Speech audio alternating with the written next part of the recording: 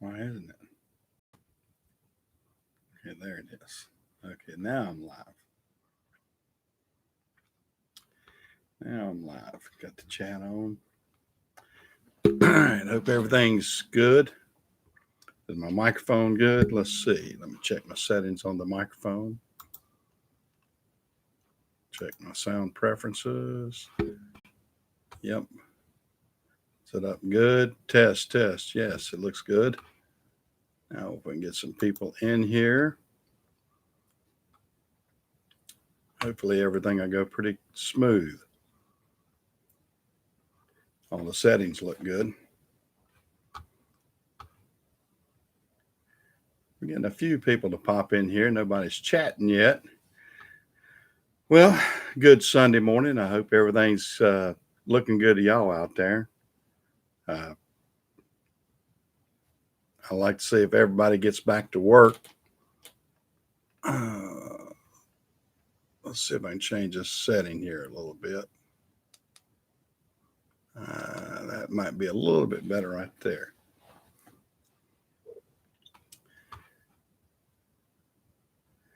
Well, hadn't got many people popping in yet. Well, it's just now 9 o'clock, though.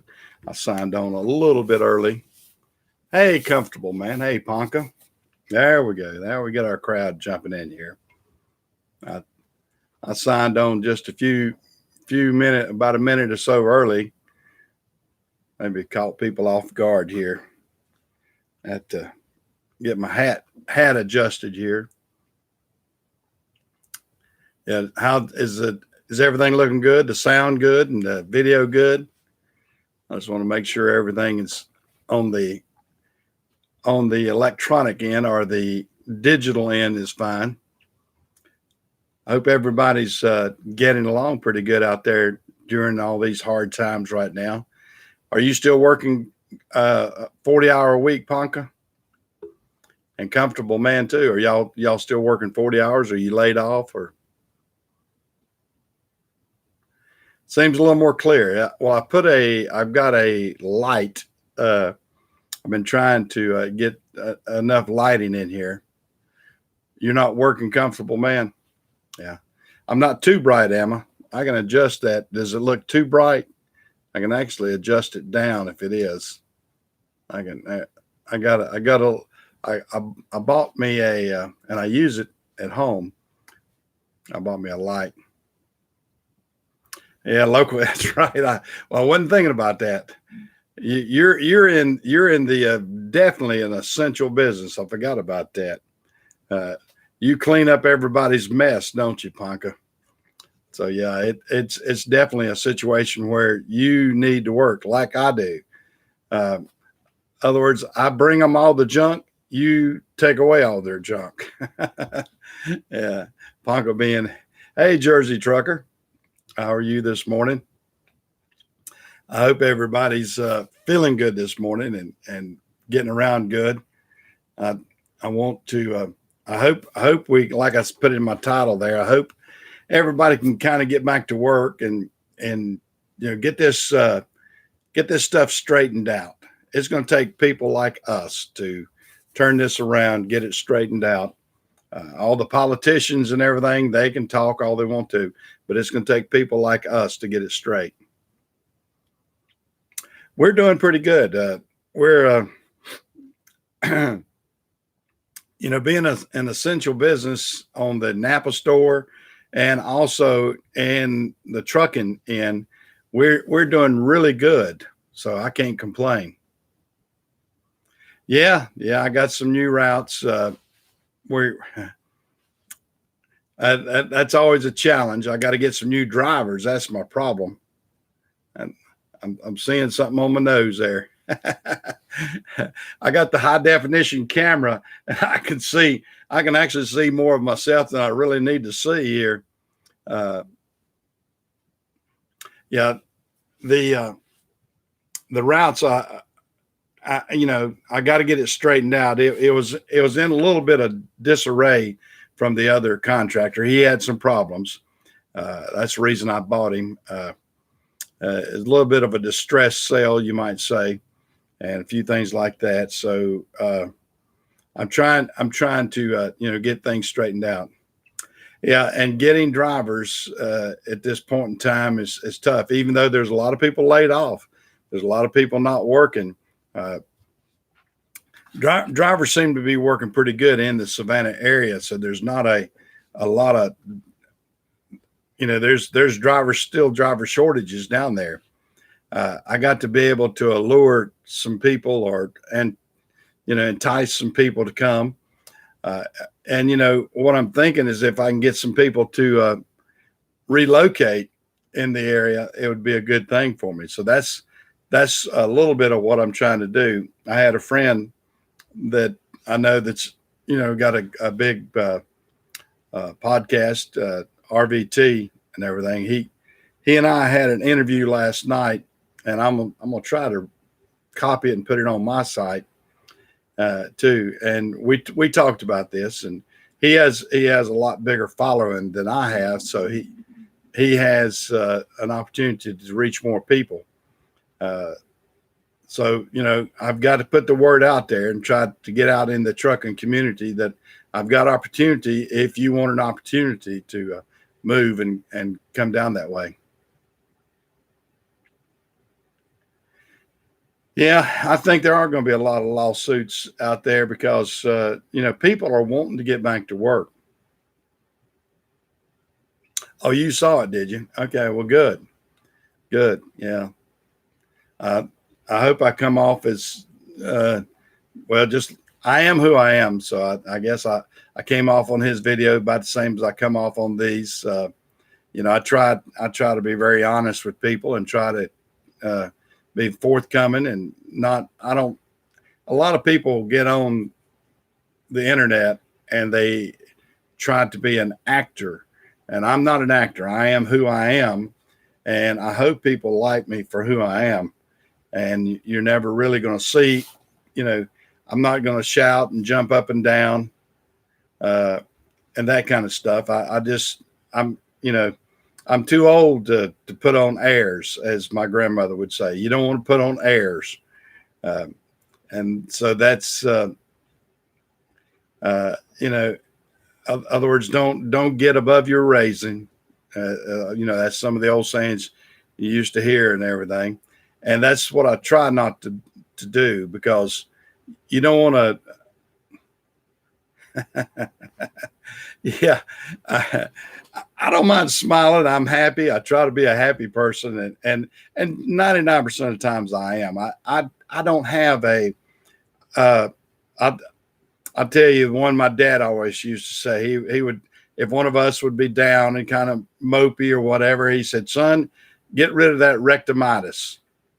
And the rectomitis, I guess, if you don't know what that means when the skin on your butt gets crossed with the skin on your face and gives you a shitty outlook on life.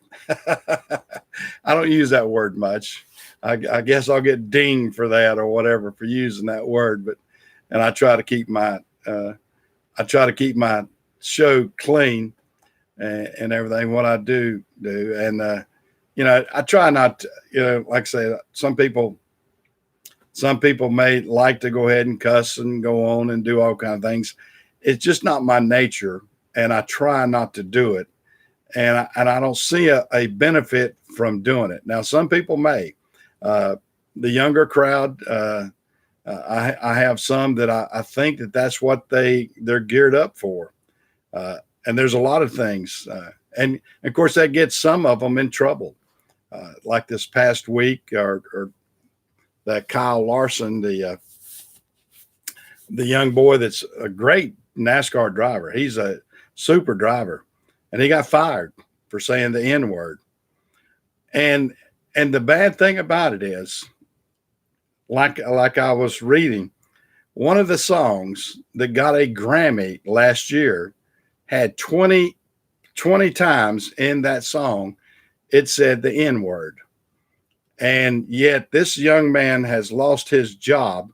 And whereas he shouldn't have said it, I'm not condoning him saying it. It's not a good word to say. But our society has changed in the fact that, all these other people are allowed to say that, even broadcast it, even put it on a record. And then yet, if this boy slips and says it, he's ostracized and they're trying to ruin him. And I don't like that. I mean, the fact that they tried to ruin him. I mean, if the sponsors want to pull from him, fine. If he can apologize and everything, yeah, it's political correctness gone too far. You don't ruin somebody's life over one word, one bleep, and then you tolerate and allow all these others and even praise them by giving something a Grammy. You give a song a Grammy, and you say in that this is acceptable, this is a great song, and it says in the context of the song, it says it 20 times or 20 plus times, I think they said, and it won a Grammy. And then you turn right around, and because the boy bleeped the same word, which he's been indoctrinated to that type of language a lot more than I do, because I don't listen to rap. I don't listen, that to me is crazy stuff. Well, hey, Mark, how are you? Well, thank you. I appreciate you saying that was a good show. Me and Scott get along just fine. Scott, he's always on the edge of a lot of things out there, and he's got a different way of doing things, which is good. I mean, he works it hard. He's got a good show. A lot of people like his style of doing things, and he seems to be getting a good show. But I'm glad to be able to get on there and kind of talk with him. Hey, Ralph, how are you? I hope you're doing fine. I tell you what, everybody, we want to get this world back to working, and I hope everybody can, jump in there and enjoy things. No, I don't use it myself, and my mother was a real staunch proponent against using that, and she taught us early on. And I never let it get into my vocabulary either. And when you do, you're putting yourself out there to a lot of ridicule and everything else. And it can be tough, and they will come down hard on you, even in a normal job and everything. They will come down hard on you if you use it, especially making it a racial slur that. Big business will not tolerate it. That's for sure. But in this case, what I was talking about is it was a bad situation for the young boy, but I don't feel like he should be ostracized and just ruin his career as young as he is just because of a slip of the tongue. I mean, a slip of the tongue by anyone ought to be able to be apologized for. And, like I said, once, the society condones and even rewards people for saying that in a song type situation, but then they, just kill you in other ways. Right. I know it. And that's the tough part about it. You can't, if you're heard saying that and using that in a lot of businesses, it's an immediate dismissal. Hey, Joey, how are you? You didn't call first. You don't have to. Just kidding.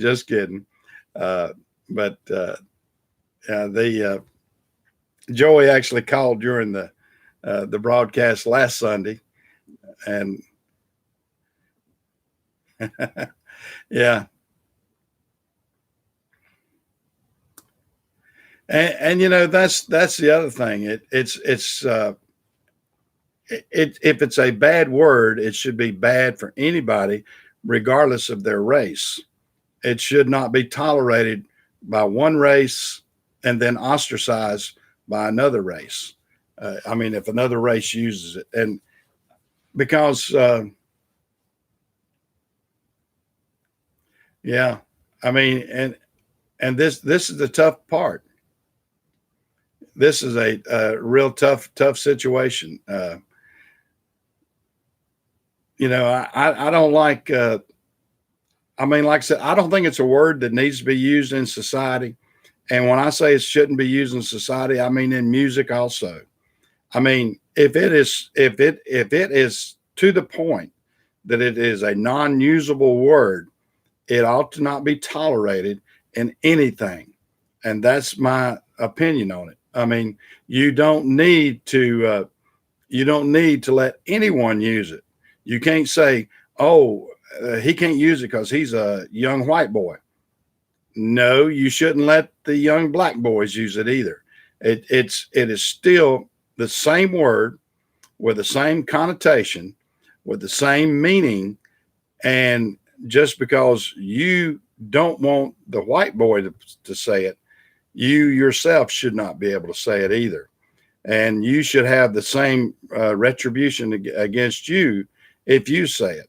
And when society gets to that point and they say that's a non-usable word, then that will be a lot better for everybody. I mean, I just it's not fair to society, and especially young people coming up who like the music and they're going to hear the music. So it's sort of like singing along with I mean, just take it for instance. If a young white boy were to be singing a rap song that has all of these words in it, and someone were to hear him, then they would ostracize him for saying the N word.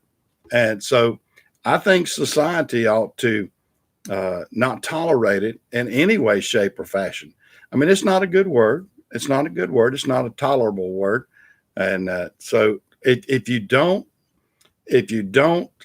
totally wipe it out, then you're only fooling society by trying to say, "Oh well, he's doing creative work. He's doing this. This is a creative expression."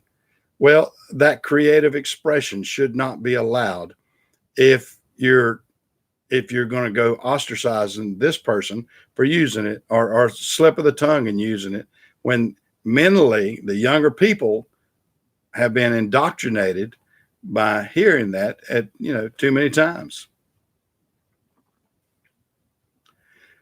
I can imagine. I can imagine. And you can get, the problem is, like I said, you'll get to a society that will tolerate these things, and then somebody has a slip of the tongue, and then they're fired. I mean, I don't think the young boy should have been fired from his job.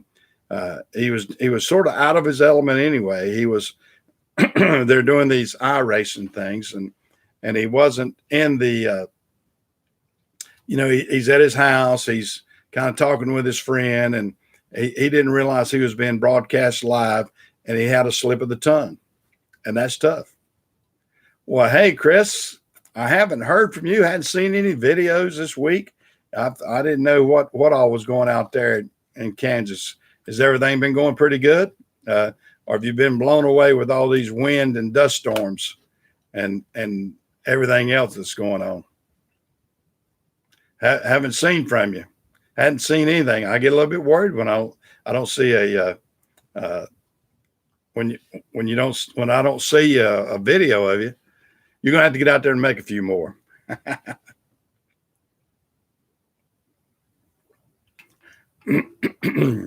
That's exactly right. If you don't have something good to say about somebody, don't say it at all.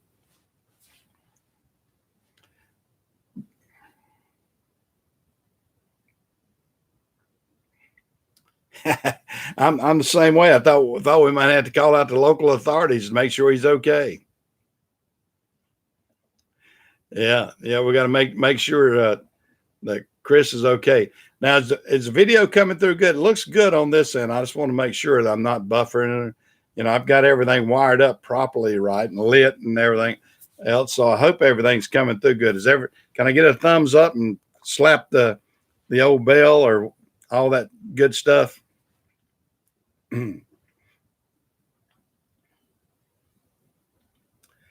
Yeah, I know it. It does. It does. It blows you over. Like you said, all the. All right, great, great, great. Uh, yeah, I'm trying to. I'm trying. I try to study the all the people that. Uh, hey, Greg, how are you?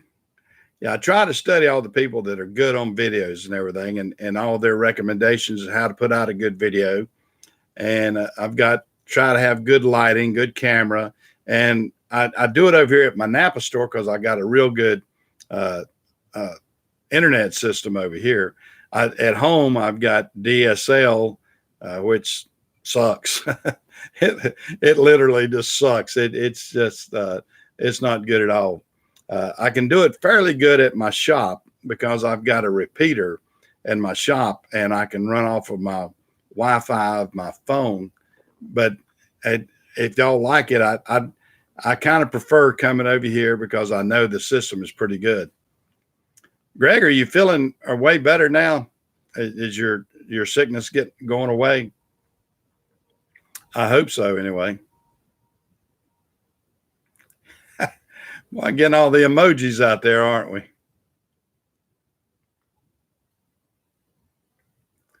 Yeah. Hey, one mechanic, how are you?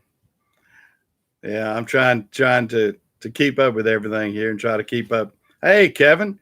Kevin, are you on the road right now? Kevin's always on. Kevin hadn't slowed down one bit. We're talking about getting everybody back to work.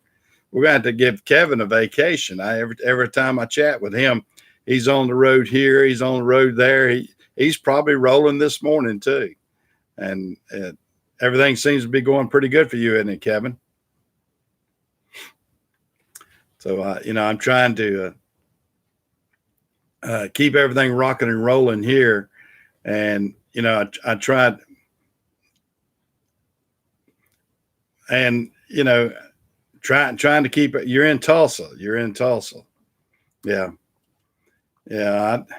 Kevin, let me let you weigh in on this because we were talking earlier. I don't know if you heard what we were talking about this, and we were talking about Kyle Larson, the NASCAR driver, got fired for using the N word, and we don't condone it. And everybody in the chat, we're talking about we don't condone it. But then we turn around and the rap community gets a Grammy last year for a song that used the N word 20 times. And to me, it seems like that there's not a good balance there. And that word should not be used in society, period. But it's tolerated within the rap community, and even like I said, given an award, given a Grammy. And to me, that tells a certain with the young people, basically, because I don't listen to rap. It tells them to me. It lets white, black, whatever their nationality is. It kind of says, okay, this word is acceptable, and the younger generation seems to be using it more or letting it slip into their vocabulary, which I don't feel like they should. And we shouldn't parade that word out in a song and then turn around and ostracize somebody for letting a slip of the tongue and use it one time and fire them and everything else. I mean, we need to either ban that word or and just not let anybody, especially like I said, to award that word a song and everything, or let it be tolerated in a song. I don't understand how we can tolerate it in one way and then turn around and then uh, completely decimate a guy's career because of it. So that's my opinion. I don't know what y'all think about that. I mean, it shouldn't be tolerated. It shouldn't be used. And I think that's the consensus of 99% of the people. But the fact that we let that happen, the fact that we let people talk about that, and then it's just crazy. Good morning, this trucker. Yeah, I'm trying to just I'm tossing out different topics of the day and everything, uh, and I'm trying to.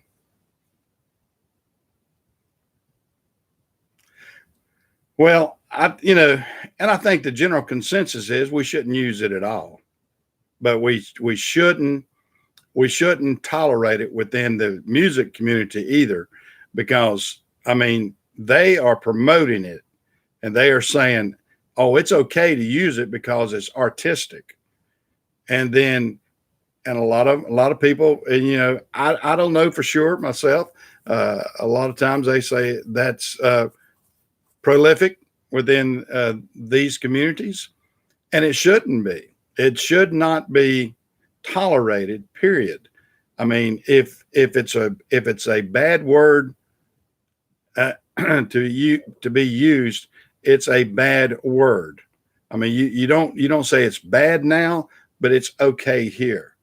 uh, that's not acceptable to me. I mean, if it is a bad word, it should be a bad word. I don't know. I don't. Like I said, early on in my life, my mother really taught us not to ever say that, and she would, you'd get a whipping for saying it. I mean, I just, it was just one of those terms that I did not say. I had a lot of young black friends, and I'm talking about, I'm old. I came up in a lot tougher times. I came up when integration was started in the '60s and everything.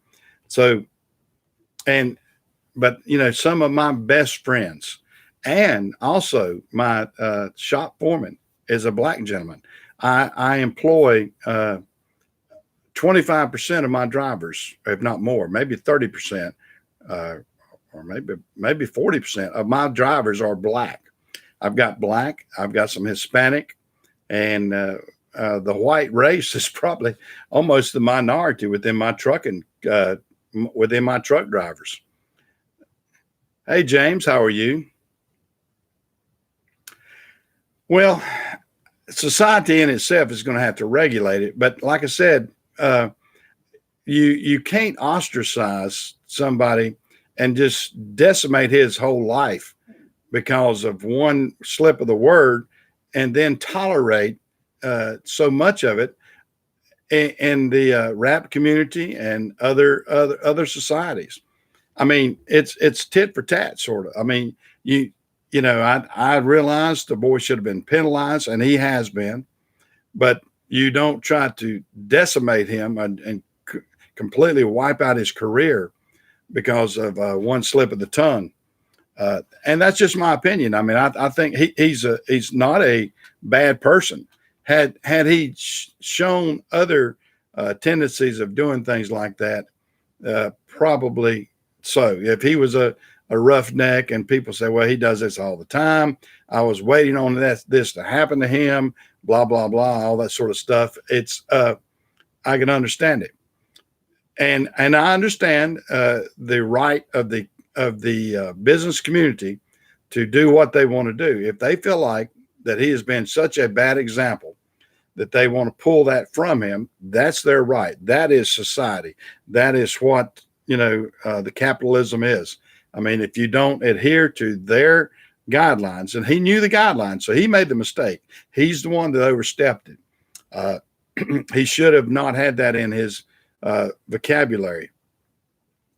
But you know, uh, if I were to say it right now and get ostracized out there, and I could, and people would think bad about me. It would be my bad choice. And but I've got to have, I got to be uh, in my brain, in my conscience. I've got to say I can't say that. Just like my conscience tells me I'm not going to curse on air here. I don't like it. If I want to say a curse word, uh, or cuss word, as we said around here, if I want to say a cuss word, out here, I will say it, and it'll be between maybe me and somebody else. But I don't want. You had to pull over, did you, Kevin? Uh, Kevin, what you've heard a little bit of what we're talking about. Weigh in on this, if you will. Uh, but uh,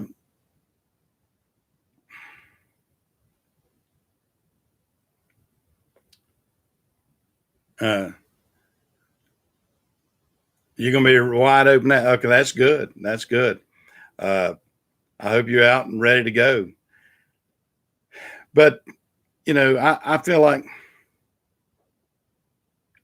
yes, and intent is the thing, and uh, that's a good point, Kevin. You know, if the intent, if you can weigh in on what the intent was, if it was pointed at somebody, if I were to, if I were to say that to my mechanic Larry, uh, I love him. He's been with me. He's been with our family 40 something years. He rented from my mother and dad. He's worked for my brother before he worked for me and everything, but he's worked for me for the last 25 years. I would never, and I would never ever say that to Larry or have the, think, well, for one thing, Larry's about twice my size and he'd probably stomp me right there in the spot. But, so physically I wouldn't be that stupid, but it's a situation that you need to be able to get your uh, you need to be thinking better. I mean, you don't need to be thinking junk and everything. And the intent is, like you were saying, Kevin, the intent is has a lot to do with it. And but I don't. I think society as a whole needs to get rid of the word. I just think the word needs to be not used and not leave it out there. And like I said, and the worst thing that I think has happened in the last 25, 30 years is the fact that it's used so much in music, and then the music is rewarded as great music. I mean, you can't reward something on one side and then on the other side of the spectrum, if some young person says it, it's just terrible. But I'm gonna get off that subject. I've kind of beat that horse to death.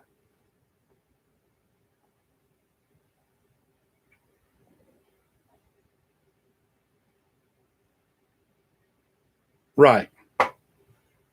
Well, it's on my Napa. Yeah, the fuel guy. He's a fuel guy, not the jack guy. He's a fuel guy. Uh, he's a big old son of a gun. Yeah, exactly. And I don't use that word too. People, if somebody calls you a boy, and they mean it as a boy, uh, and they want to say that's like saying Uncle Tom, boy, the N word, and all these others like that. Uh, you're saying it derogatory. Your intent is to hurt somebody at that point, and you know that, and that's what you don't do. That's what you don't do.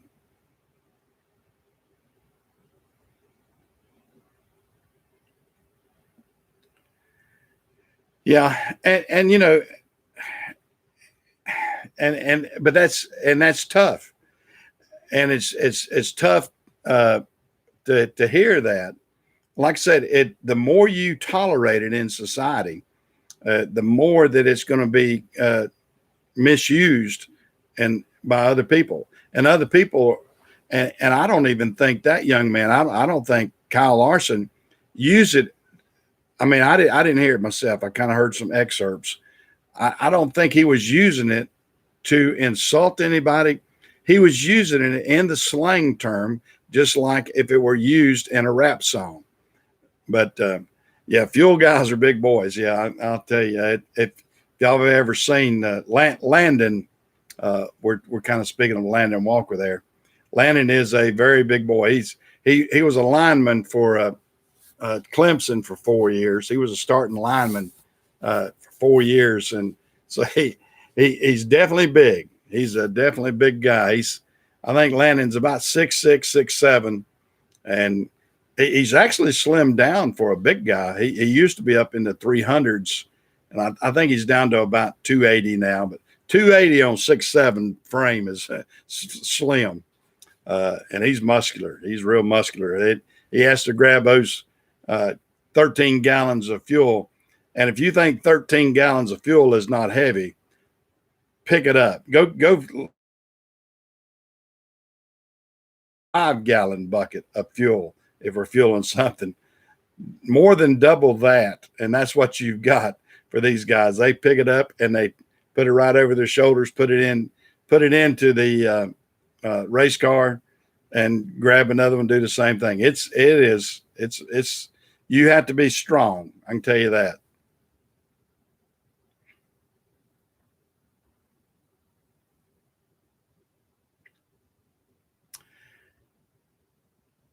Yeah, and I don't think I don't think Kyle Larson is a racist person. That's just my opinion. I've never seen him, real close up myself, but I don't think he. Yeah, now Chocolate Myers is who you're talking about. Chocolate is nowhere big as Landon. Chocolate's a big guy, and Chocolate was he was the epitome of people getting a big fuel guy. But Chocolate's only about 6'3", I think, but he was stout. Chocolate was the man in his day.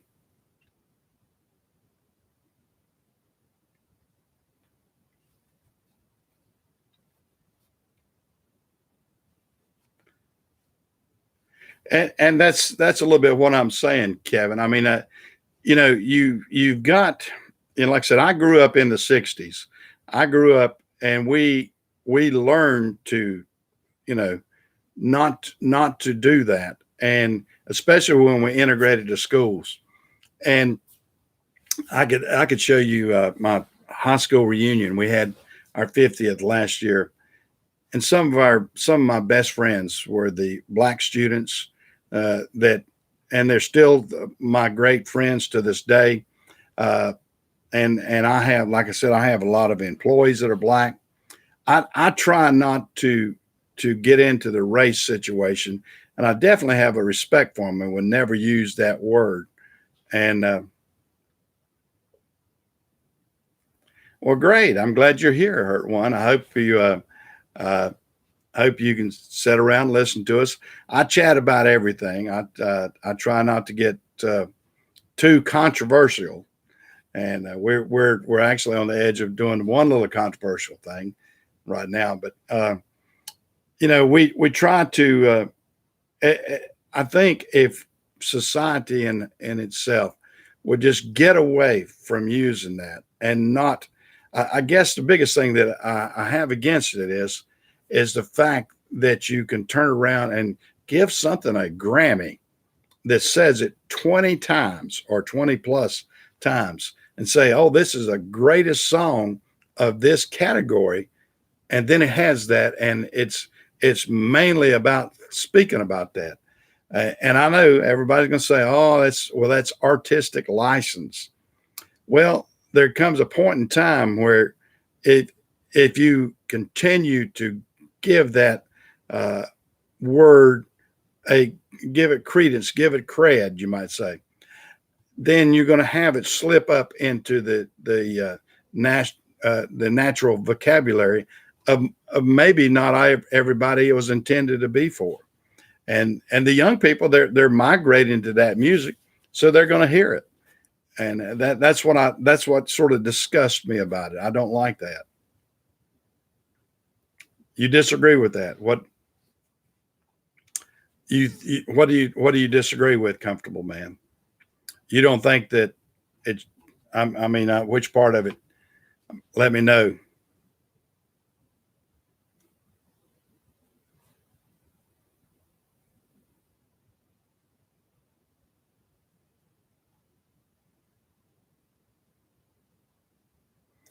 Yeah, that's what I'm getting at. I mean, if I were to be saying that to somebody, and I was pointing at them and I said, "You low down, use the N word, whatever, substitute that. You need to do this." And the intent is to be putting somebody down. And, you know, that's where the intent is bad. But the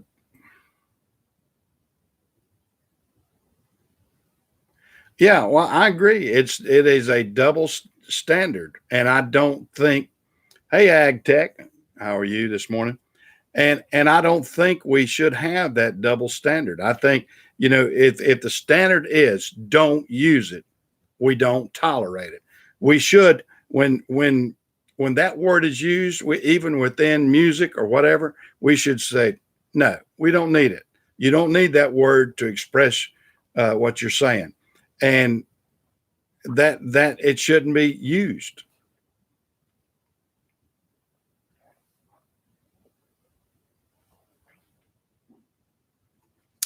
My phone number. You can call me. Let me hold on. I will give you my phone number. Joey, if he's in here, he knows it. Well, he actually called my store. I will type in my phone number right now. Let me get over here on my own.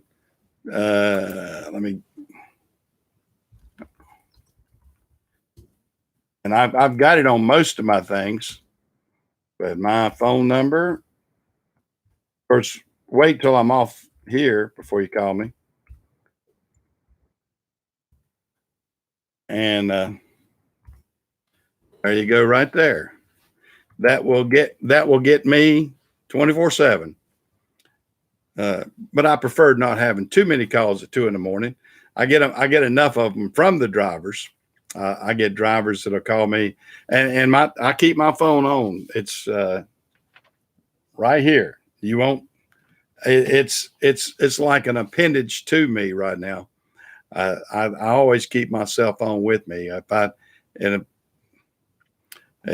don't, I feel naked without a cell phone beside me because I've got so many things going on. I have to have that right there with me. No, that's fine. I mean, I'm not a topic person, so to speak. I mean, I kind of let the topics flow for whatever they are. So, I mean, you know, and I like for people to jump in here to say different things and whatever's going on in y'all's life this morning. Now who is that calling? Let me see who this is. Probably somebody won't know if Napa's open, I think. Hello? Hello, Napa? Yes. Well, we're closed today. You are? Well, that's a hell of a thing. Do what now? How are you, MJ? You're who? How are you, MJ? You're Jay. No. How are you? I'm doing fine. I'm Look at the phone like you want me to call, so I wanted to call you. You wanted to? Is this Joey again? Yeah. Okay, Joey. Yeah, Joey's pulling me again. Joey, that's online here, guys. As you hear him, I didn't look at the number. I didn't see the number there. Hey, Philip, how are you? Yeah, well, how are you this morning, Joey? I'm doing good. How's the weather down south? Weather's doing pretty good. It's kind of cool. It was about 50 degrees out this morning, a little bit chilly. We're supposed to get some rain. Now you guys make me sound like I do on the radio station. I'm gonna say, yeah, WCSL. Partly cloudy today. 46 degrees here today, and we got a couple inches of snow yesterday morning. Wow. Now you're in where? New Jersey? New York. New York. Which now you're what, mid New York, up above near Albany or something?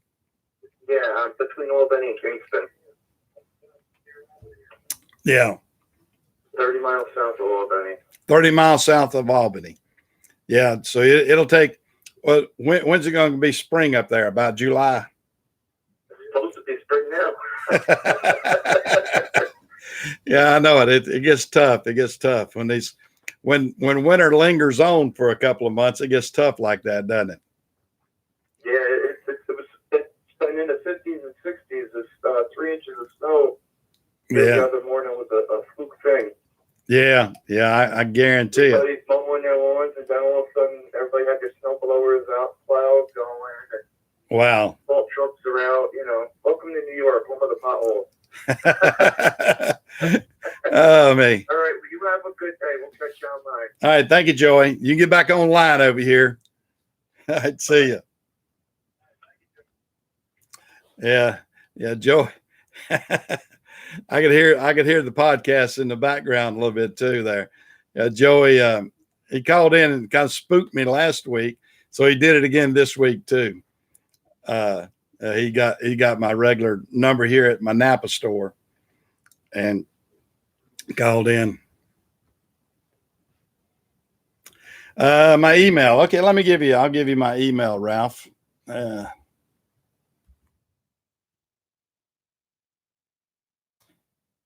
So I'm going to do a little touch typing here. There is my email. Yeah. Google tells us a lot, doesn't it? Yeah, I've got several businesses and everything, and I got one that we don't use much. And Google consistently calls me, and they'll say, "Oh, you need to have that business listed." I go, "No, I don't." They said, "Well, people won't be able to find you." I said, "You found me, didn't you?" "Well, yeah, but you need to have it out there." And I said, "Is this a free listing you're speaking of?" They go, "Well, no, you'll be charged." I said, "Well, I don't need it." And they go, "Well, you need that though. We will put you on this." I said, "I don't need it." I said, "If people want me, they will find me." And I said, "That particular business has no retail value, and I don't need to have it listed." We got a couple. I actually had one that I had to get offline to. I got a couple of inquiries and everything. A lot of people, I think a lot of people think that I can give them a truck and they can drive it home, and that I'm moving all over the United States. It's not that type of job. This job is somebody that needs to be in Savannah, Georgia, and we're going to have 6 runs down there. And they're primarily going to be leaving from Savannah, Georgia every day, every afternoon, or even some of them early in the morning. And they'll be leaving at, say, maybe 8 o'clock in the afternoon or 10 o'clock at night, maybe 2 in the morning or 3 in the morning. And they'll be going from Savannah, Georgia to Charlotte, or Savannah, Georgia to Atlanta, or to Ocala or Jacksonville, or Orlando, or places like that, and then turn around and come back to Savannah. So it's an in and out job every day like that.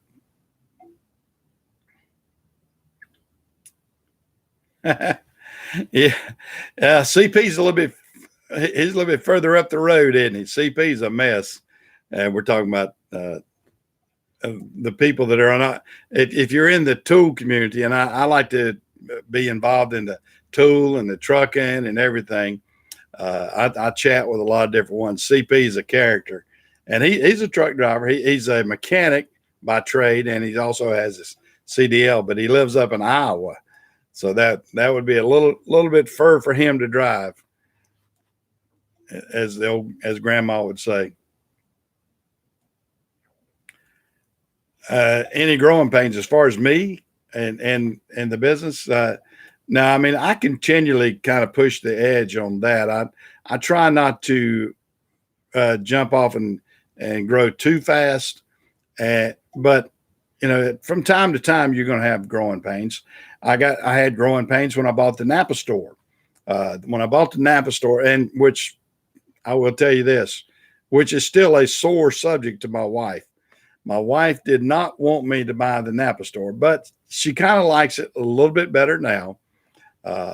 It wasn't the most financially rewarding, and actually I've subsidized it basically. My business, if I hadn't had the other businesses to subsidize it, it would have been a complete failure, almost immediately. So yeah, it's a work in progress, and we've had it 3 years. Yeah, our Napa store is open. I mean, we have it blocked off out here so you can't get right up on the counter.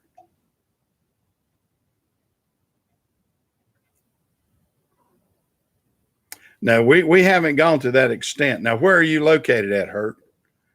Uh, where are you located? Because yeah, we're still letting people in, and in North Carolina, we can only let so many people in,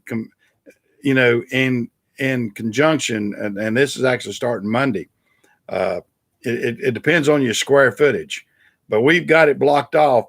I'd show you sometime, but my guys actually just flip the stools up and put the yellow tape around, and say, please stay back 6 feet.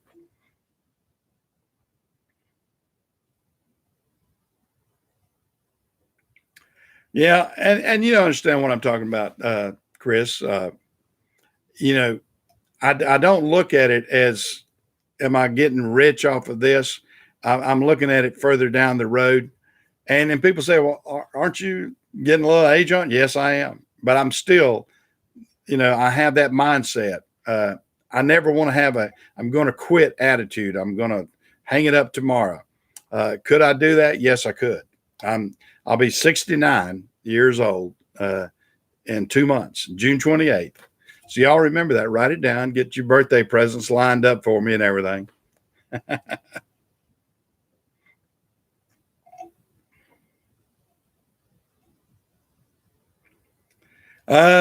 You mean self-service, and what you mean, having just renting bays out? Is that what you're talking about?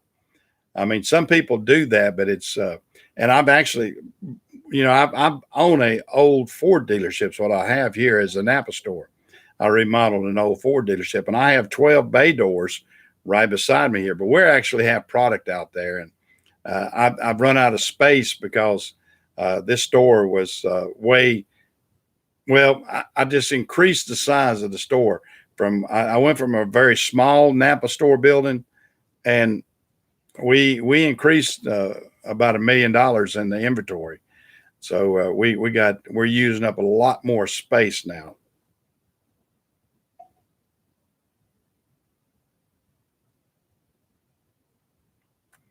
Yeah, that's what I've done. I've spent more than a dime to get a nickel.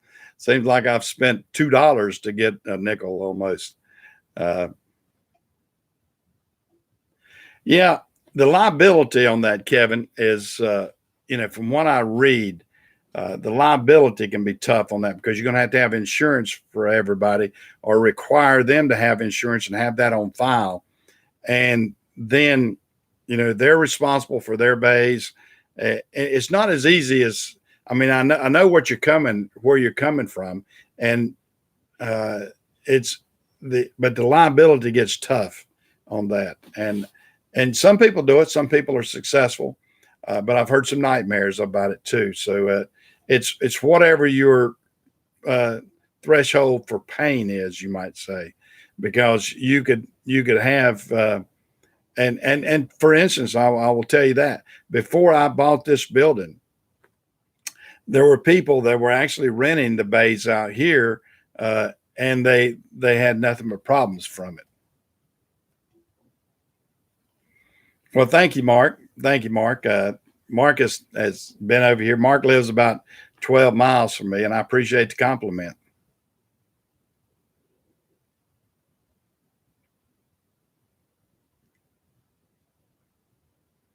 Yeah, and we've done something similar to that, Joy. Yeah, we've got our we got things blocked off so people can't get right up to the counter. I mean, they can still talk to the guys, and they're 6 foot away. And then when they got to do the transaction, they go over. We got it so they can kind of go over to one side and sign something, or punch in the machine. But they're about to wear the keys off of my credit card machine, wiping it down so much. Uh, and I told them the chrome on the chrome finish on my door handles out front, uh, especially my little nephew. He has he has been very he's been very good at wiping it down. I'm going through a lot of clean wipes, those Clorox clean wipes and everything else. So we've done that a lot. Yeah, I think New York is going to be one state that has definitely changed. You think about it. I mean, I'm down here in North Carolina. We don't have that. We don't have people on top of people type things like it is in New York City. I mean, I have. Okay, that'd be great. That'd be great. Just do that. I appreciate a call, and hopefully we can work something out. Uh, yeah, I have never been one that has really liked the crowds. My wife hates crowds.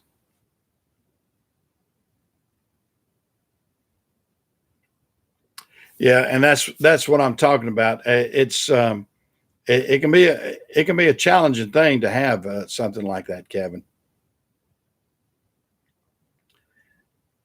Yeah, and that's the thing. You're going to have to wear a mask. I think they'll allow you to make your own mask, though. I think that's what I'm seeing. Uh,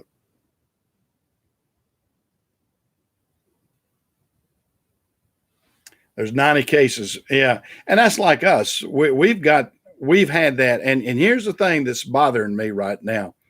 They're talking about all these cases, but then they fail, and unless you dig deep on it, they fail to tell you how many of them have already been cured of it. That's like in Gaston County, we have 100 and I think as of yesterday we had 116 cases, but out of those 116, 90 of them have already been cured and are past it, and so they're not sick from it. We've only had like 3 deaths, I think, and the fact that some of this is getting skewed because rest homes are the ones that get hit the worst because you got the most vulnerable people in the rest homes. You have people that may have died anyway from any kind of infectious disease, and they are running the numbers up in that. And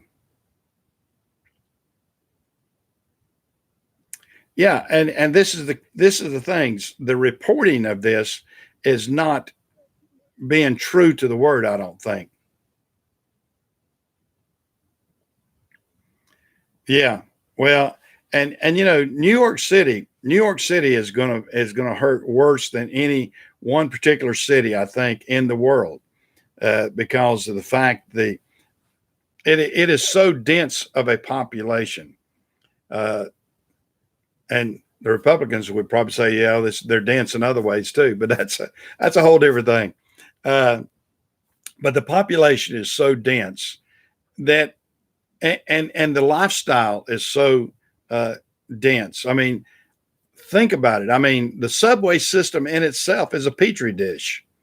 I mean, when you have that many people crowded into a small packed area, I mean, you have developed your own petri dish. I mean, you might as well have the little petri dish sitting there with all the germs in it because that's what you've created with a subway system. And and then look at the sidewalks. I mean, you look at the sidewalks of New York, and it's people going all the time. I mean, there's until now it was wall to wall people night and day, and that's and it's how do you combat that? How do you change the the mentality of the people to say we are going to have to distance ourselves?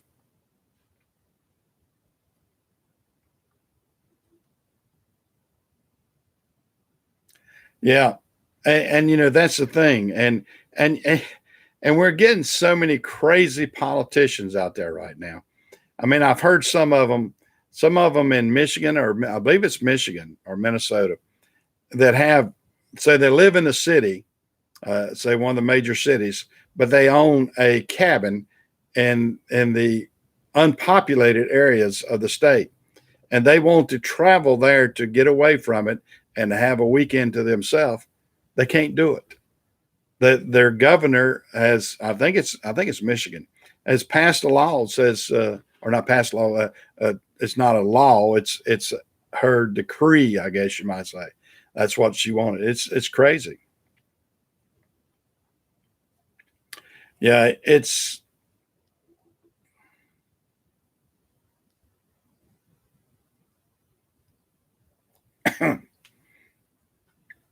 yeah, it's getting tough out there. Well, ag tech. Now, where are you at now? You're in where? Saskatchewan. You're up there where it's. You probably got a couple inches of snow right now, hadn't you? For sure. I know. I watch the Millennial Farmer on his channel. He's got a great channel, and he's been battling the snow. He's been plowing out there in the snow and everything. Well, you take care, Ag Tech. We'll catch you in here at another time.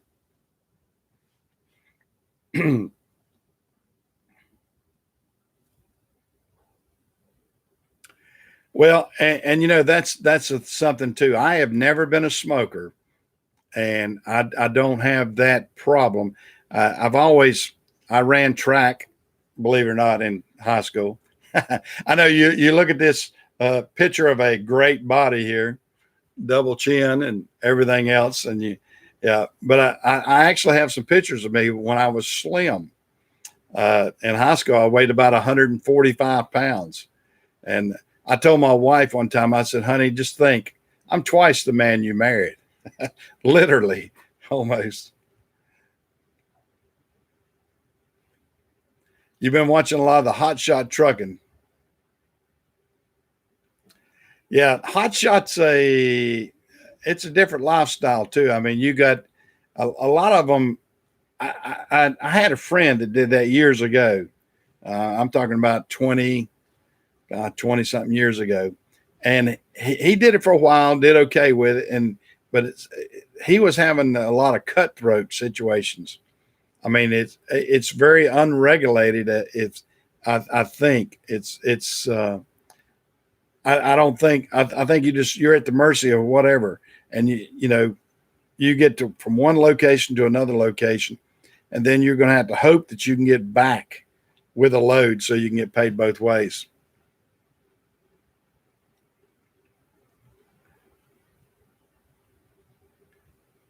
Yeah. Yeah. So you watched Millennial Farmer too. Seemed to be a nice kid there, a nice young boy. Uh, I'm closer to his dad's age, or if not older.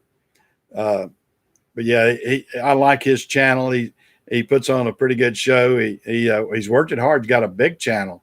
He's got about, I think he's got 300,000 or 400,000 subscribers.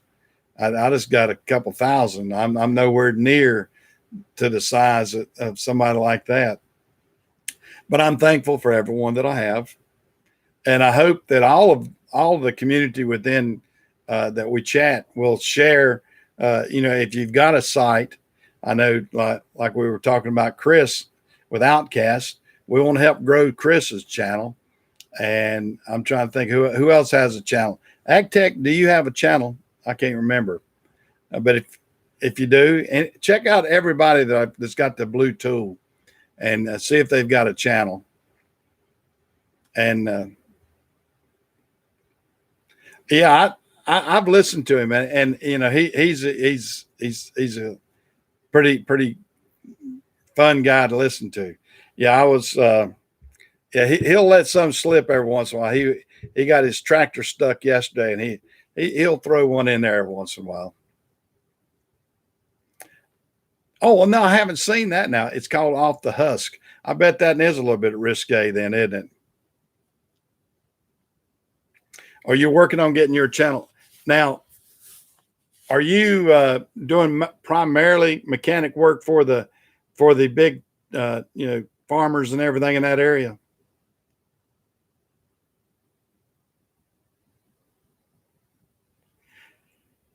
Yeah. I guess you would say that a lot of people are, if you're if you're speaking of YouTube, you know, YouTube's a situation, I think, that, you know, certain people will either rise to the top or they'll fall off. And certain people, if they lose interest, they'll let it fall off themselves. And, you know, because I've seen some people get some pretty good sized channels, lose interest, and then just quit. I know some people may remember Chucky 2009. The boy was doing great, making a good living, welding and everything else. He got a little controversial, and then he just dropped out. And I don't know. I guess he's doing good farming and everything, but you know, some people don't know a good thing when they see it. Yeah, I do too. I think, you know, that's the thing. And I try to, I don't have as much time to produce as because of my business. Wow. 2 million subs. Well, that's something. So you work at a John Deere. Wow. So you're right there in the controversy with all the software and everything. What the farmers really are up in air on some of that software that it's almost, and I've heard the controversy about they almost like, well, you don't really own that tractor. That tractor is proprietary. It's John Deere. And you know, it's sort of a shame that you got a $1 million piece of equipment and you can't call it your own because you're locked down and you can't work on it. So I know that there's a lot of controversy with that. Now, some people, I mean, of course, there's always somebody around there that can change things. And we get some of that within the trucking community too. But I think there's so much that has to be done with those computers, with John Deere and everybody else, that it takes an expert to be able to handle those ECMs, because it's got to be able to have the GPS and all the plows and everything just working in conjunction, just perfect. That I mean, they produce a great product because of that, but it's got to be really complicated.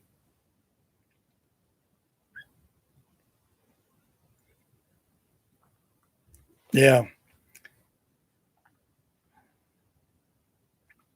Yeah. Now I'm trying to learn to edit more and do some more. I don't know if y'all guys, did y'all see my one last Sunday for my wife? I did one of my wife's flowers. I don't know if y'all took the time to watch that little 3 or 4 minute. Wasn't very long, but I went through her flowers, and that's the back of my house.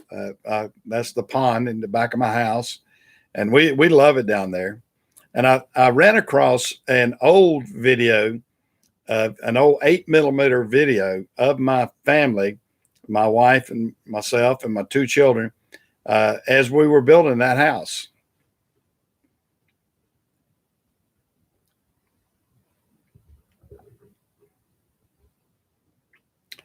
Yeah, you know, you're seeing a lot of people hack stuff and everything. I had to replace a one box on a unit this week, and it fortunately I was able to pull some warranty out of it. They warranted part of it. I it still ended up costing me $3,000 for the labor, but they warranted the box, which was 11,000. And it's just a crying shame that they put that on the trucks when I feel like they could have done it in other fashions. But that's our country. I mean, we lock down the equipment. We tighten up the throat on the people by making them do all this stuff with DEF and the EPA and everything else. And you know, that being said, we're testing the world right now, and I wonder how much, you know, they wanted all these trucks and cars and everything off the road, and they are off the road. And I'm wondering how much carbon has been saved and done away with. How much is actually, I wish the scientists would take this right now and test this so we can get the extremists off our back and saying, oh, we need to do this with carbon, need to do that, when they have seen how much of a lockdown that we have right now, The people that are crying the Green New Deal, you can see right there how much we're dependent on society to run normal and not the abnormal, which they would want us to do on a normal basis. I don't think the U.S. wants to be like this. I don't think you want the Green New Deal. I don't think that, the average person wants to. We probably won't hear about it. We won't hear about it because it won't be the politically correct thing. It won't be the thing that drives that agenda. But we as a nation, and this is not political, this is just saying logical. This is something the world needs to look at. We've closed it down. We've changed the carbon usage of everything by the way we're doing things right now. It's probably lower than it's ever been as far as what they're saying causes the carbon than it's ever been in a long, long time. And it needs to be measured. I hope. Oh, I got to move around. I'm getting slumped down in my chair too much. But it needs to be measured. And the scientists, I hope, are working hard on this right now. I hope that people with the data crunchers are working on it real hard right now. I would like to see the results of what it's doing to the atmosphere. What is it doing to us in general? Because these are the things you keep hearing about. Oh, we need to do this, or we're going to be, things are going to change in 12 years, the end of the world, and that kind of stuff. Yeah, it's. I have to fight that battle all the time, Joey, about both things, emissions and ELDs, and emissions has cost me in the trucking industry. It used to be the tires was the biggest expense we would come up with. Tires are way down on it now. ELDs, cameras, and the DEF system. I almost want to call it the death system, but the DEF, the DEF system is terrible. It really works it works us hard. I mean, we spend a lot of time just fixing that on trucks.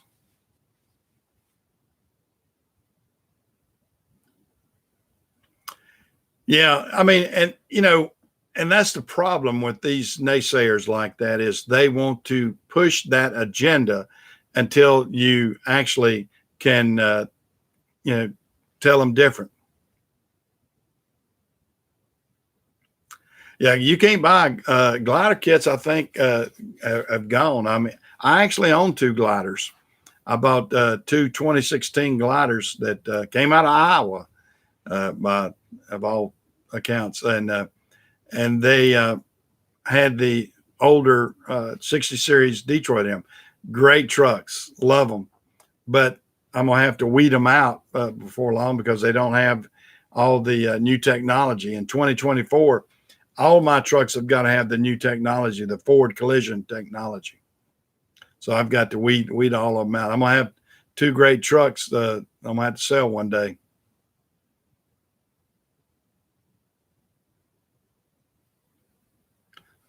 Yeah, it's more than 10,000, Chris. That's 10,000. What was it? This like the crazy guys that had a TV show that were doing that, and then where was it? Utah actually fined them about what $800,000 or something. I can't.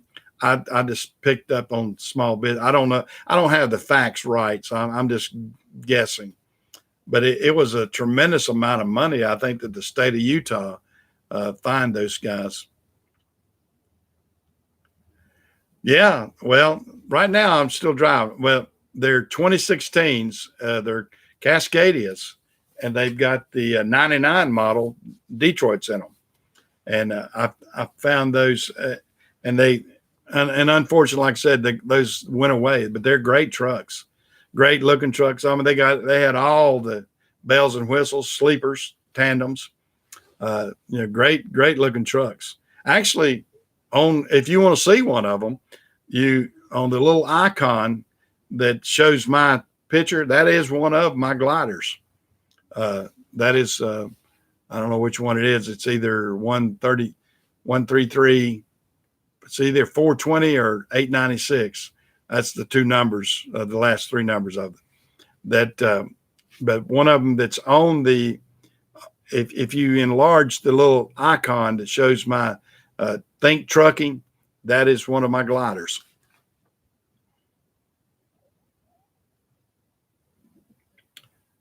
$180,000. Okay. Yeah, still $180,000. Well, I bet that was a little bit hard to swallow.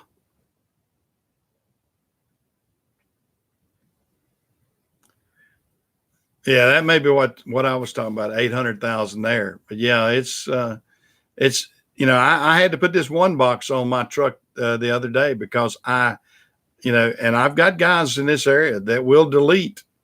They'll delete it, but if you take the chance and you get caught with that, then and I can't afford to with the fleet. I mean, I've got about 50 trucks, so they would fine you per unit and everything else. How many? From what I gathered, that how many units of trucks you have. So it can be tough. Same thing that they do if you ever get caught with the off-road fuel. They'll basically bury you. They'll make an example out of you.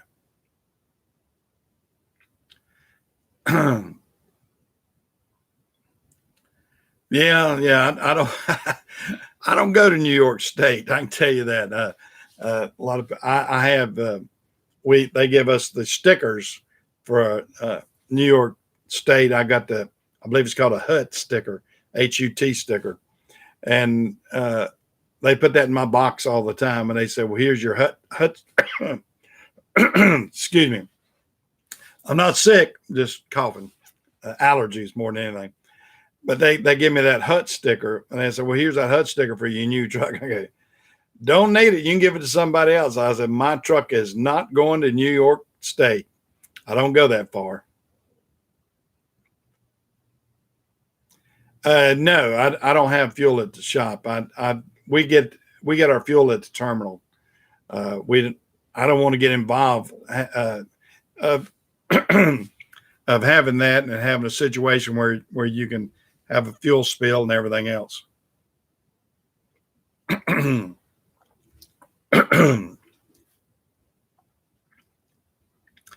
Yeah, I know it, and you can get away with it. I'm not to say people don't get away with it.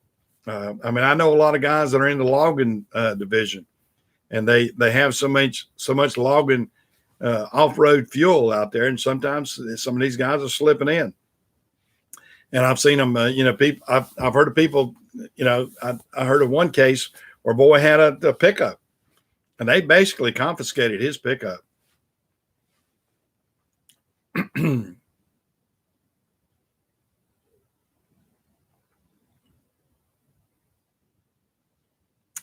Yeah, the whole thing about that is, like I said, the carbon particulates and everything is the problem that we get involved with that. And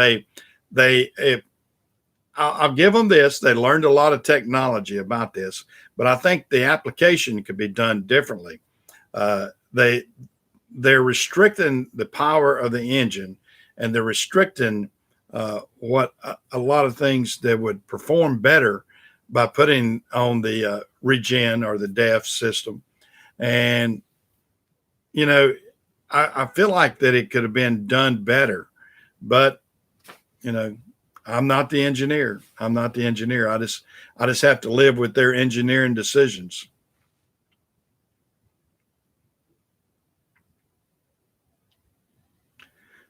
Yeah, well, I mean, yeah, fuel oil is off road. That's the same thing. Fuel oil is is illegal in a truck. That's off road. Fuel oil and what they call off road is the same thing. They color it so you can't mix it.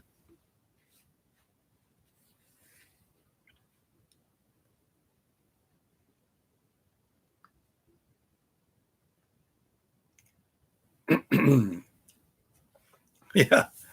Yeah, a lot of people have done that with catalytic converters, and the problem that you get into with these whether it's farm equipment or heavy equipment, anything now, they're so computerized that if that sensor does not pick up on all of that, it will shut the system down. I mean, it will derate the equipment so it won't be feasible to run it. The first stage of derating will drop my trucks back to 55 miles an hour on the open road. And trust me, when I get a driver that calls me and said, "Oh, my truck's been derated," oh, they hate it. And we can get it back usually. It's designed so it will still let you get it back somewhat. Now, if it gets derated all the way down to a low level, I mean, you're stopping. Yeah, and that's the thing about it. And it's crazy. Death is derived from urine. I told when I read that years ago, I told one of the technicians, I said, all I need to do is get a catheter to put on my drivers every day, and I could solve the death problem, and that at the same time. I wouldn't have to, for one, they wouldn't have to stop to take a break to go to the bathroom, and two, they could keep refilling the death tank. But they said, well, it's a little bit refined, better than that. Yep, horse piss is what it is. Yeah, I said, well, horse piss, trucker piss can't be too far from the same. Yeah, I'd say piss on it too. Yeah, it can't be too far from the same derivative, I guess. I would venture to say that some of the same particulates are in there. I don't know. Maybe the fact that the horses are eating more grass, but I don't know. Society has really changed. And when they first came out with that and the sensors and everything, people were actually just adding water because they knew it was a liquid like that, and they knew it was like I said, horse piss that was refined and everything. So people say, well, if it'll do that, it'll take water. And some of the early sensors would actually let you add water, but then they go, oh, no, we can't do that. So they changed it.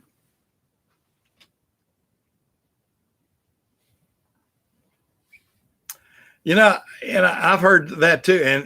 And there's all kind of stuff. I mean, that's like some people say, if you get stung by some of the fish or not a stingray, but something that you had to be, somebody has to pee on your leg or something. I forget which that animal that is. Yeah, that's a new green deal. For sure. Yeah, that's a green new deal right there. When you're gonna have somebody pee on something. Yeah. Like say, like Joey's talking about the snow. The old saying is, don't eat the green snow. Yeah, jellyfish. That's what I was trying to think of. Yeah. If you were to get a jellyfish sting, they said that you can get somebody to pee on your leg or whatever. Yeah, it's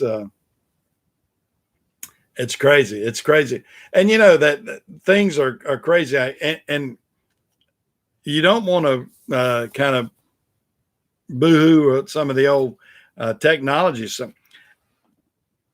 I'll tell you one. There's two items out there in the world right now. Two common household items that I keep a lot of because it works in a lot of different ways, and that is apple cider vinegar and baking soda. Those two items together can solve a lot of problems. Together as a formula, they can take rust off tools. If you add apple cider vinegar and baking soda, it'll clean the rust off of tools. Takes a day or so, but it'll clean them up. You can use that as a formula to clean your digestive system out. You got to be careful with it, but if you have a blockage or whatever, and I had a blockage and was at the doctor and had all these different things, and somebody told me about that, and I took it and it cleaned out my system. Now you got to be careful, and you have to read about it and get the right mixture, because you you don't want to take it wrong. Or you're sort of like Alka-Seltzer; you'll be blowing your system up. The other thing is baking soda and super glue are a big good repair system too. I'm going to do a video about that, because I've used it and seen a lot of things and seen a lot of people talking about that. But those are two items right there: baking soda and apple cider vinegar. It can help you physically, and also just great around the shop and everything. Yeah, I need to get my Mustang video. I'm gonna do that. I'll clean it up. Let me wait till the spring of the year. Well, it's already spring. I'm gonna wait till things die down a little bit. I'm gonna clean up and get. I haven't even driven that Mustang probably in 3 years now. It's been sitting over in my shop for about 3 years and I haven't even got it out. I'm gonna have to put a top on it. My top's getting a little bit old, but I need to do that. But yeah, I need to clean it up and get it out, and just get it out of my shop up there. It's taking up unnecessary room there. I need the room, so I'm gonna probably get that out as soon as I can.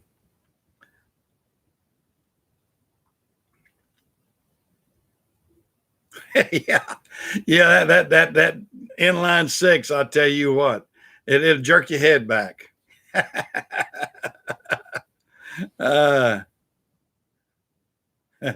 Yeah, I had to wait to the spring of New York, which would be what, July. I watch. Speaking of that, I don't know if y'all watch. I like YouTube. Entertains me as more than anything. No, it's not even V6. Inline six. It's not a V6. It's an inline six. It's a 200, 230. I forget what. It's small. It's not a big six at all. But we're talking about New York. That there's a guy on there that's called Andrew Camerata. I believe that's his name. Young boy. He's probably in his 30s. I would say late 20s, early 30s. And great kid. He built a castle out of container trailers, and built a shop and a castle. And I think he may live there too. I don't know. And then he keeps adding on to it, and he does construction. Yeah. I'm afraid that it'll burn rubber. Only time that will burn rubber is locking it down. And unfortunately, it doesn't lock down as good as the modern cars do either. I mean, that's the good points and the bad points of a 68 Mustang. I mean, they're great to drive around. I mean, my wife had one, when we were kids and everything. Oh yeah, did you see that? I typed in and kind of he acknowledged what I said. Because it looks like it was if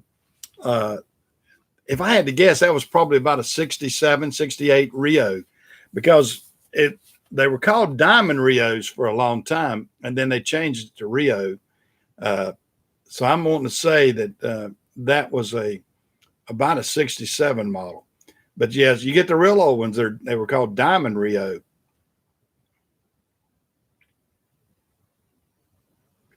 Did Fleet Tech jump? Oh, there he is. I didn't even see Fleet Tech jump in here. How are you doing? Oh, that's all right. I'm not running a time clock on anybody. Are you back to work full time, Fleet Tech?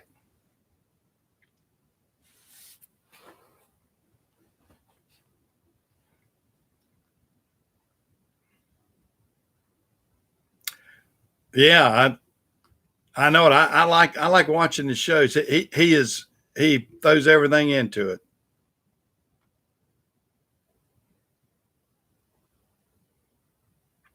So you're back full time. Well, that's great. That's great.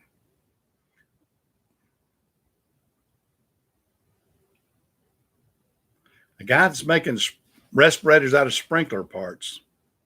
Huh. And it works. You know, this is why I do like America and the American ingenuity and what we're able to, even though this has been a bad thing for everybody, the the American ingenuity has taken, risen to the occasion and is helping combat this.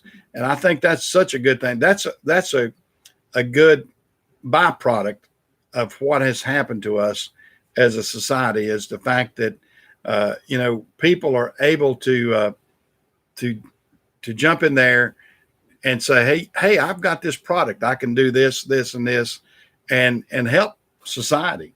And I think that's great.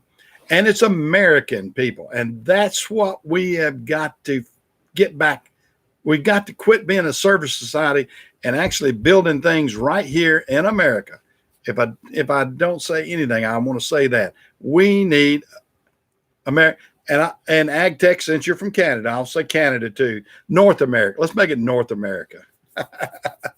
and but we need stuff built right here. We don't need stuff built in China and shipped to us, or take our engineering and send it over there and they change it, duplicate it, whatever, send it back to us. And it's terrible. My dad tells the story when he was, before World War WW2. That's hard to say. Before WW2, which my dad was in the paratroopers of the 82nd Airborne. He, well, Chris, glad you jumped in here. But anyway, my dad talked about the Japan was buying all of our metal that we could get, and he was talking about. Yep, they took all the metal and all the metal surplus and then turned around and shot it back at them at bullets in WW2. So we got to be careful with other societies like this. We can't let we're having a battle of technology right now. We're having a battle of the industries, and we have let ourselves be too dependent on these things. So we've got to be careful and not let our way of life just be given away to another country.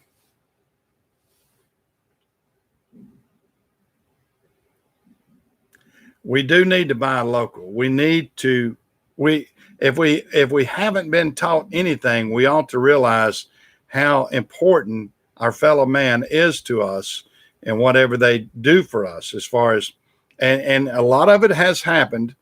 There's been some very good things that have come out of this.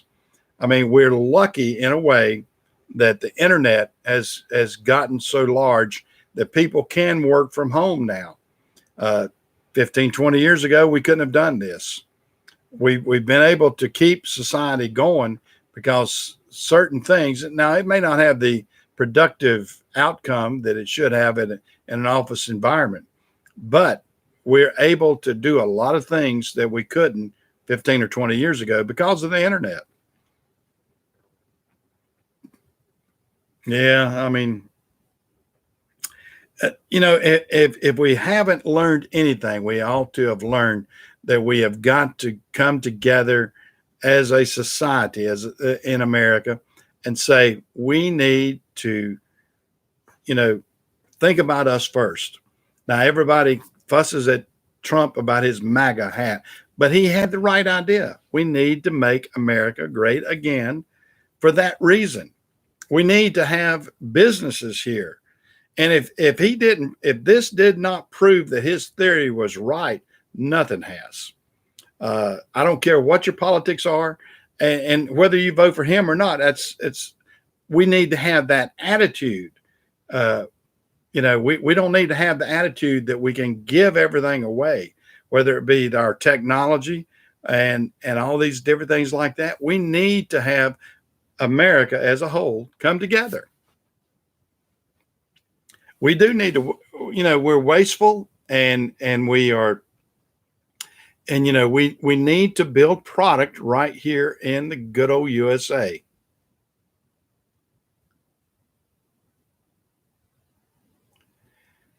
Yeah, it's we've got an extreme left right now, and we need to have a middle of the road common sense attitude, regardless if you're Democrat or Republican. The problem is we got fringe both ends, and we need to have people come to the middle of the road and say, we need to do this. We need to make America great again by rebuilding the roads. Our roads need to be rebuilt.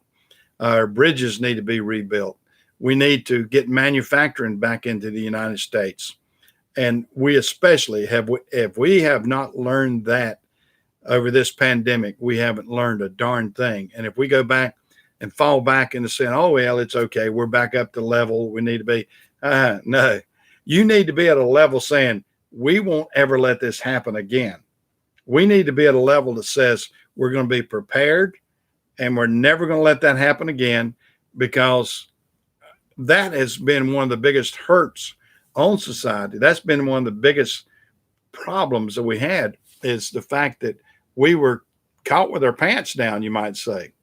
Well, a lot of it because of past administration, a lot of it just because of and I'm going way past that, just regular, not just Obama. Bush was involved with it too. Clinton was involved with it too, all the way back to NAFTA. And we need to make sure that we have fair trade and that we have people that want to work and build American products right here in good old USA. And like I said, even Canada or Mexico too, I don't care. But we don't need to be dependent that every product that we have is coming from China. China is our biggest downfall right now.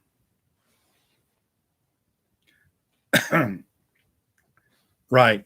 Well, and I think we need to have a right to repair act too. And I think Ag Tech was in here earlier, and he works at a John Deere dealership, and he was talking. We got to talking about that a little bit, because we need to do that. We got to be able to repair our own product, and whether it's computers, and I'm a big proponent of that. And I'm an old high-tech redneck, guys. Believe it or not, I know y'all know me as a trucker and everything else, but I'm actually a redneck, high-tech electronic guy too. Been involved with that most of my life. I was in computers way before the computers were popular and that sort of stuff. But that's a whole different story. Well, guys, hour and 37, I'm about talked out. I'm going to have a migraine headache if I don't shut up. Y'all probably tired of hearing me too. I know. I rattle on and on and on. I enjoy it though. I enjoy every bit of it. And so, I love having the guys in here. I feel like I get a good, friendly chat with everybody. And I like, we got enough moderators in here to keep it clean. So, I'm really happy that we're able to jump in here and talk with everybody. But I'm going to get out of here. Okay, Fleet Texas. I'm old enough to remember when you. Yeah, I'm old enough to see when I opened up the old TVs, it was tubes. That's how old I am. It wasn't even, you didn't even look at a schematic for the electronic part. When we got into having everything solid state, we got away from TV repair. Yeah, I remember the old TVs, and I was fascinated. And that was, as you're speaking of that, you're going to get me going again. That was one of the first things that fascinated me as a young boy. It was the TV repairman, which I thought, man, I want to be a TV repairman one day. But what he was basically was a tube replacement guy. After you got to checking out, there was usually only 5 or 6 different tubes that went out on everybody's TV. He would carry all these different ones. And I remember him opening up his bag, and it was a fold out bag, and it had all these different tubes in it. And he'd go in there and go, well, yeah, I think you need this, this, and this. And then he'd charge you for fixing your TV. But boy, he was an important guy back in the 50s and 60s, because if that TV did not work, boy, you were stuck. and most of them, like I said, were black and white TVs and everything else. And I got to doing a little bit of that. I went to tech school when I got out of high school. I went to electrical engineering on the technical division. So I got in the late 60s, 69, that's when I started in college. But it was still a lot of that. We did not have all the solid state equipment that we got nowadays. So it's different. Well, guys, I got to get off here. My voice is going. I've really enjoyed it. Y'all take care. See you next week. And I'll try to put a couple of videos out there too. Y'all take care.